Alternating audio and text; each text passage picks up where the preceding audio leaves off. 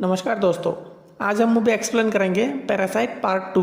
अगर आपने पार्ट 1 नहीं देखी तो आप जाके पार्ट 1 पहले देख सकते हैं। डिफेंस मिनिस्ट्री को ये पता चलता है कि शहर में पैरासाइट्स लोगों को मार रहा है। डिफेंस मिनिस्ट्री लोगों को बचाने के लिए एक सीरियल किलर लेके आते हैं जो पैरासाइट को पहचान सके। डिफेंस मिनिस्ट्री एक एक करके सभी लोगों को उसके सामने लाते हैं ताकि वो पहचान सके कि पैरासाइट कौन है, लेकिन वो सीरियल किलर सबको मना कर देते हैं। जब शिनिची को उसके सामने लाया जाता है तो वो सीरियल किलर गंभीर सोच में पड़ जाता है। कुछ देर सोचने के बाद वो कहता है कि ये पैरासाइट नहीं है। वहाँ से निकलने के बाद मिकी शिनिची को कहता है कि हमारे करीब एक पैरासाइट है। शिनिची पास की एक बिल्डिंग में जाके देखता है कि एक पैरासाइट किसी इंसान को खा रहा है। उसके बाद वो पैरासाइट शिनिची की तरफ आने लगता है। तभी मिकी उस पैरासाइट को मार देता है। उसके बाद शिनिची जब वहाँ से निकलने लगता है तब उसे महसूस होता है कि यहाँ पे कोई है और ये वही जासूस है जिसने पार्ट 1 के लास्ट में हॉस्पिटल में शिनिची और मिकी का फोटो लिया था। उसके बाद हम उस मेयर को देखते हैं जिसने पार्ट 1 में इलेक्शन जीत चुका था। मेयर अब उस इन्फेक्टेड टीचर के साथ हाथ मिला लिया था। टीचर का एक बच्चा भी हो चुका था और वो बिल्कुल नॉर्मल बेबी था। यहाँ वो मेयर टीचर को बोलता है कि शिनिची एक एक करके सब पैरासाइट को मार रहा है, इसलिए हमें पैरासाइट्स को बचाने के लिए शिनिची को मार देना होगा। लेकिन टीचर मना करते हुए ये कहती है कि मिकी और शिनिची आपस में जुड़ा हुआ है। अब हमें देखना ये है कि वो दोनों एक साथ कैसे रहते हैं, और अगर तुम शिनिची को मारोगे तो हमारा पैरासाइट ऑटोमेटिकली मर जाएगा।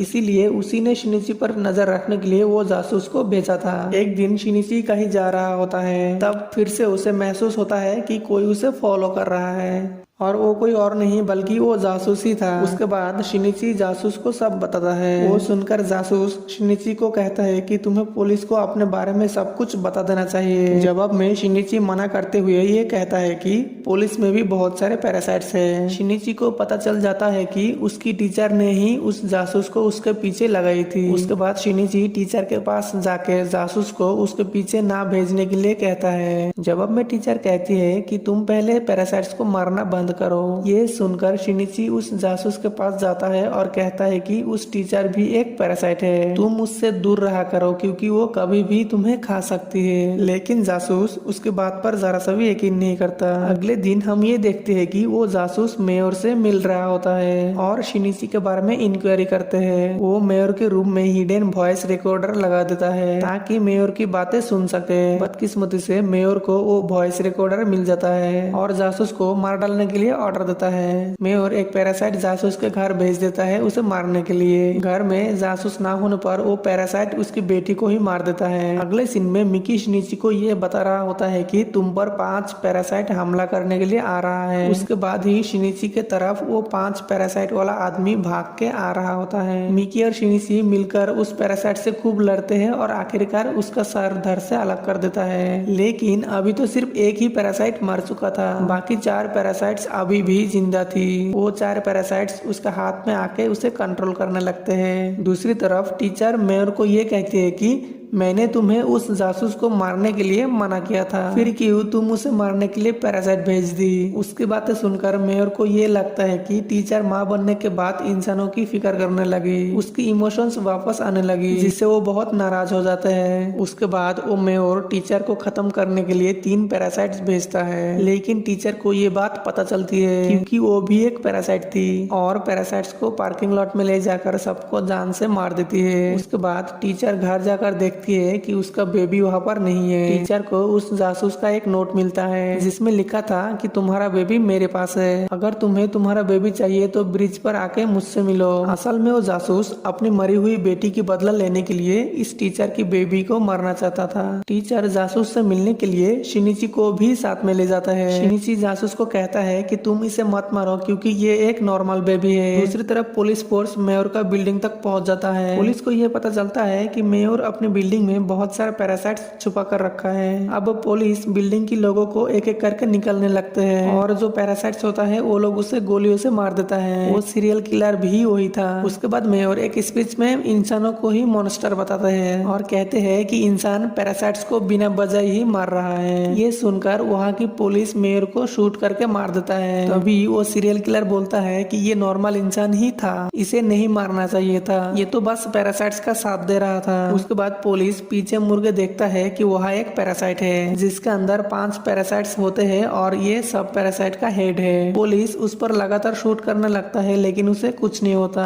अगले सीन में देखते हैं कि जासूस बेबी को फेंकने वाला होता है। तभी टीचर मजबूरन पैरासाइट बन जाती है और अपना हाथ लंबा करके उस जासूस के पेट के अंदर घुसा देती है। उसके बाद सबको पता चल जाता है कि टीचर भी पैरासाइट है। तभी पुलिस आके लगातार उस टीचर पर शूट करने लगता है। उसके बाद टीचर बेबी को शिनिची के हाथ में सौंप देती है और तुरंत वही मर जाती है। थोड़ी देर बाद पुलिस शिनिची को इन्वेस्टिगेशन करने के लिए ले जाती है। तभी उन्हें खबर मिलती है कि वो पैरासाइट्स का हेड सब पुलिस वालों को मार दिया है। ये सुनकर शिनिची पुलिस का कार लेकर वहाँ पर चला जाता है। तभी वो पैरासाइट शिनिची के कार पर अटैक कर देता है और एक्सीडेंट हो जाता है। उसके बाद शिनिची जंगल में चला जाता है। शिनिची मिकी को अलग हो जाने के लिए कहता है क्योंकि जब तक मिकी शिनिची के साथ रहेगा तब तक उस पैरासाइट को शिनिची का लोकेशन पता चल जाएगा। ये सुनकर मिकी अपने आप को कुर्बानी देते हुए शिनिची के बॉडी से अलग हो जाता है। उसके बाद वो पैरासाइट भी वहाँ पहुंच जाता है और मिकी पर अटैक कर देता है। उन दोनों के बीच काफी टाइम फाइट होती है और आखिरकार वो पैरासाइट मिकी को मार देता है। ये देखकर शिनिची बहुत दुखी हो जाता है और अपने गर्लफ्रेंड के पास चला जाता है। शिनिची गर्लफ्रेंड के साथ सो रहा होता है तभी वो देखता है कि अचानक उसके कटे हुए हाथ से मिकी का एक और हिस्सा ग्रो हो रहा है। क्योंकि पार्ट 1 में हमने ये देखा था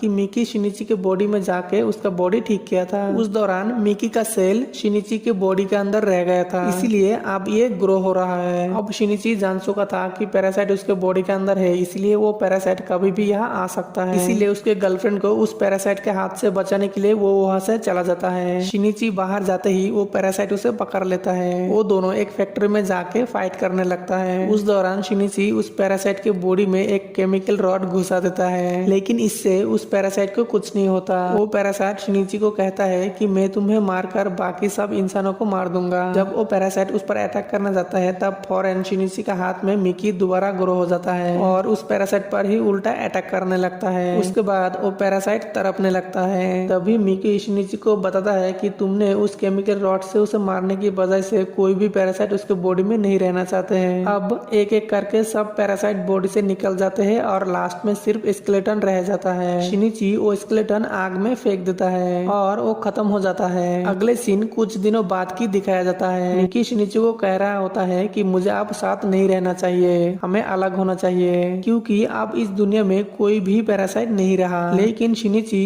उसे जाने के लिए मना करता है। ये सुनकर मिकी खुद को ही खत्म कर देता है और शिनिची का हाथ पहले जैसा नॉर्मल हो जाता है। लेकिन वो मिकी के जाने पर बहुत ही दुखी हो जाता है। एक दिन शिनिची और उसके गर्लफ्रेंड कहीं घूमने जाते हैं। वहाँ अचानक वो सीरियल किलर शिनिची के गर्लफ्रेंड को अगवा कर लेता है और थोड़ी देर बाद वो उसे बिल्डिंग से फेंक देता है। तभी शिनिची भाग कर जाता है और अपना हाथ लंबा करके उसे पकड़ लेता है और इसी तरह उसकी जान बच जाती है। शिनिची को महसूस होता है कि मिकी उसे मदद कर रहा था। यहीं पर ये मूवी एंड हो जाती है। आई होप आपको ये वीडियो अच्छी लगी हो। वीडियो को देखने के लिए बहुत बहुत धन्यवाद। जय हिंद।